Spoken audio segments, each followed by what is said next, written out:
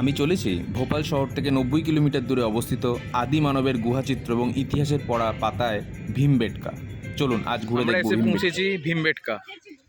ভীমবেটকা জানেন আপনারা যে আদিম মানুষের যেমন গুহাচিত্র তারা এঁকেছিল, তো তার জন্য এই জায়গাটা বিখ্যাত। এখানে মানুষের প্রতিটা প্রজাতি 400 লাখ বছর আগে, 140 লাখ বছর আগে কীরকম ছিল তার টোটাল ডেসক্রিপশন দেওয়া আছে, এবং কোন প্রজন্মে এই ভীমবেটকার গুহাচিত্র আঁকা হয়েছিল সেটাও এখানে ডিটেলসে লেখা আছে। হাইওয়ে থেকে আমরা স্লাইড ডান দিকে নিলাম এবং ডান দিকে নিয়ে সরেছে এই হচ্ছে ভীমবেটকা।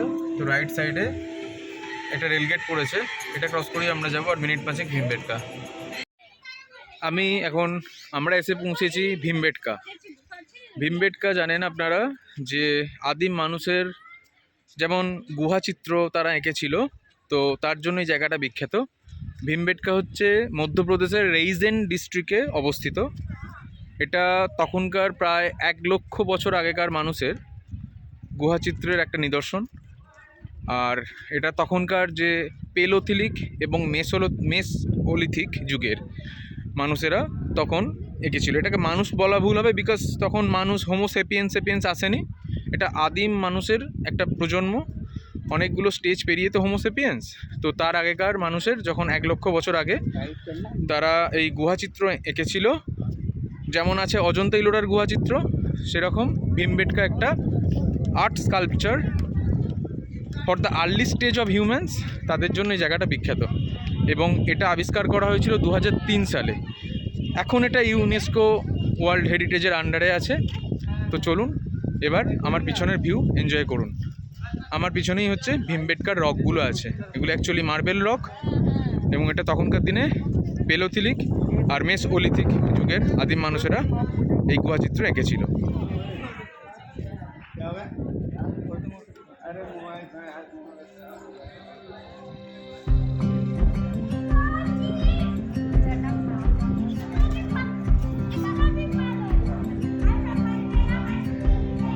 যেতে যেতে এই পাথরগুলো দেখলেই মনে হয় যে কত পুরনো দিনের কথা বলে। এর উপরে অনেক মৌচাক আছে, অনেক পাখি আছে। পাথরের মধ্যে অনেক আছে। জায়গাটা অনেক ঠান্ডা।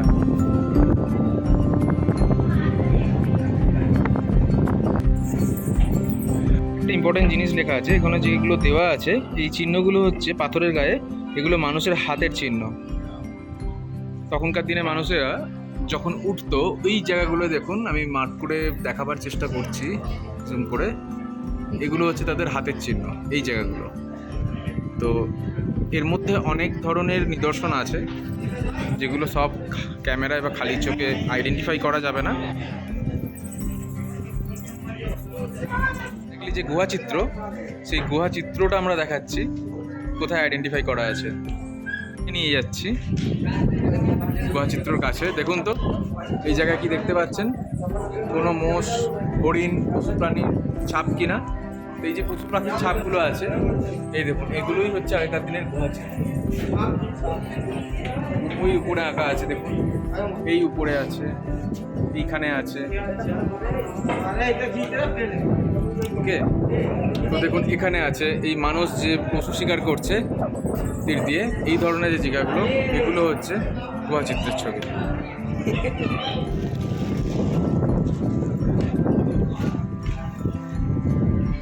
আমাদের ইতিহাস বইয়ের পাতায় পড়া ভীমবেটকা আজ আমার চোখের সামনে।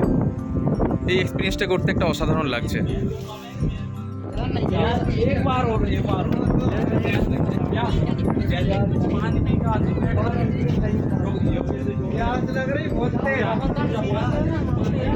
এখানে মানুষের প্রতিটা প্রজাতি 400 লাখ বছর আগে, 140 লাখ বছর আগে কীরকম ছিল তার টোটাল ডেসক্রিপশন দেওয়া আছে, এবং কোন প্রজন্মে এই ভীমবেটকার গুহাচিত্র আঁকা হয়েছিল সেটাও এখানে ডিটেলসে লেখা আছে। আপনারা পারলে এসে অবশ্যই পড়ে দেখবেন।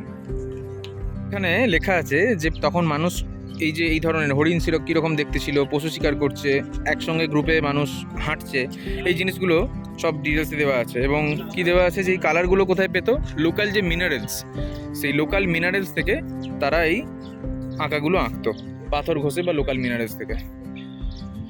পাতায় পড়া ভীমবেটকা গুহাচিত্র ইতিহাসের জিনিস আজ আমার চোখের সামনে। এক অসাধারণ অভিজ্ঞতা, দারুণ লাগছে। আমি অবশ্যই রেকমেন্ড করব আপনারা মধ্যপ্রদেশ এলে এই ভীমবেটকা ঘুরে দেখুন এবং এই জায়গাটার একটা অসাধারণ অনুভূতি আপনারা পাবেন, একটা মানে চোখের সামনে জীবন্ত ইতিহাস দেখতে পাবেন। তো আজকের ব্লগটা এখানেই এন্ড করলাম। কীরকম লাগছে মধ্যপ্রদেশ সিরিজ এবং ভীমবেটকা, আমার এই ব্লগ কীরকম লাগছে আপনারা অবশ্যই কমেন্টে জানাবেন। আর ভালো লাগলে ছোট্ট একটা লাইক, সাবস্ক্রাইব, শেয়ার করে দেবেন, এটাই আশা রাখবো। বাই।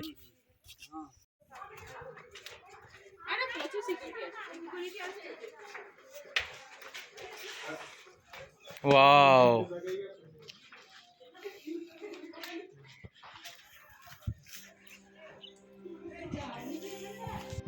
আমি ভ্রমণ করছি মধ্যপ্রদেশ, এবং আপনারা ভালো লাগলে এই মধ্যপ্রদেশ সিরিজে আমার সাথে থাকুন। চ্যানেলটি সাবস্ক্রাইব করে এবং ভিডিও কমেন্ট করে পাশে থাকুন।